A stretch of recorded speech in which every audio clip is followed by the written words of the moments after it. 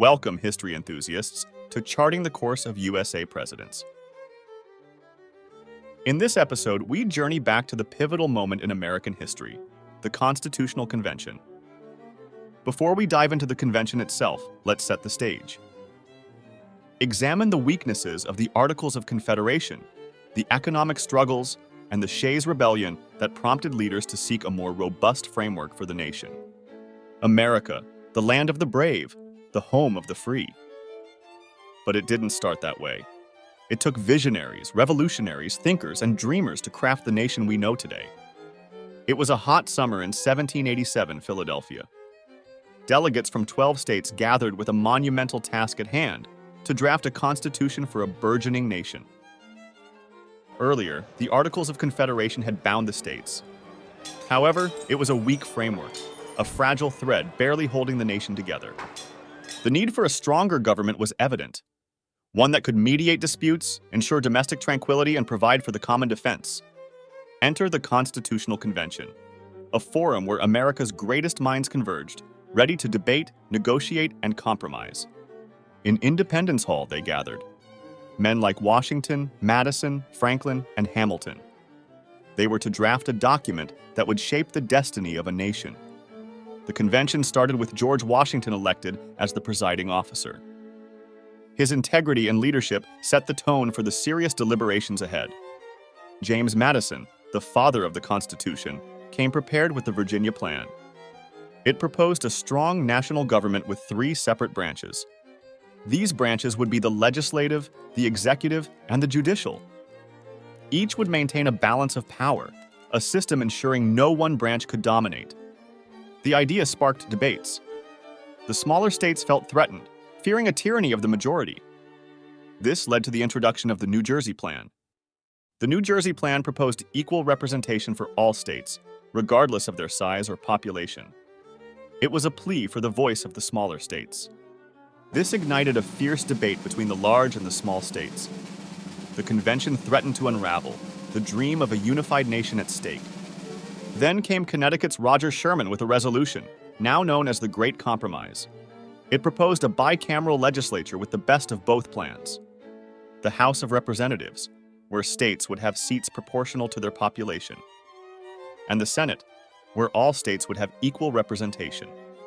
The Great Compromise was accepted, a testament to the spirit of negotiation and mutual respect that underpinned the convention. Next came the issue of slavery. A contentious issue, it threatened to divide the Union before it was even formed. Delegates from the southern states insisted on counting their slaves towards representation. Yet, they didn't want the same slaves to be counted for taxation. The convention reached another compromise, known as the 3/5 Compromise.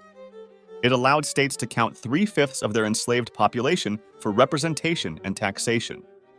This was a moment of pragmatism for the framers. The issue of slavery was set aside to ensure the survival of the Union.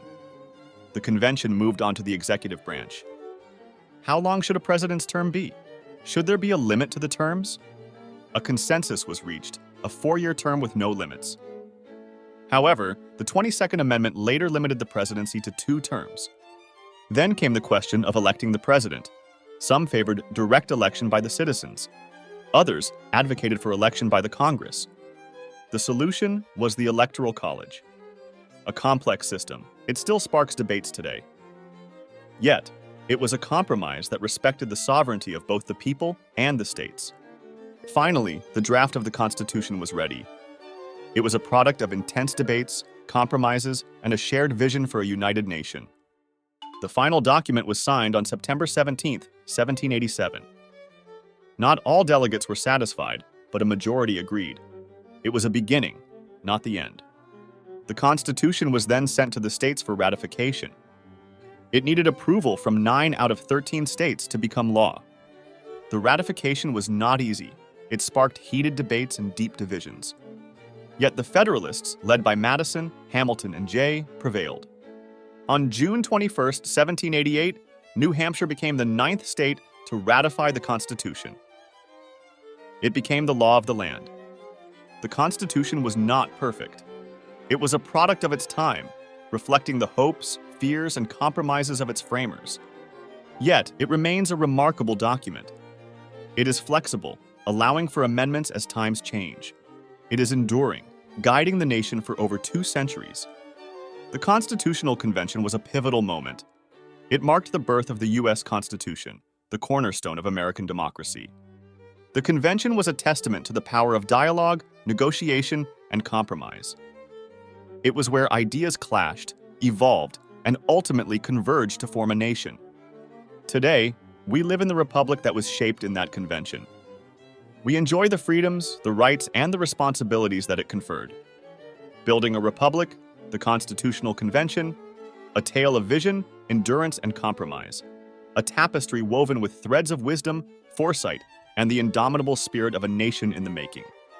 Embrace this riveting journey of the Constitutional Convention, where ordinary individuals transformed into architects of an extraordinary democracy. Their legacy continues to guide us today. Stay tuned for our next episode, where we'll explore the early challenges faced by the newly formed federal government under Washington's presidency. Subscribe now and hit the notification bell to continue this fascinating historical journey. Until then, this is George from Charting the Course of USA Presidents, signing off. Let's keep exploring history together.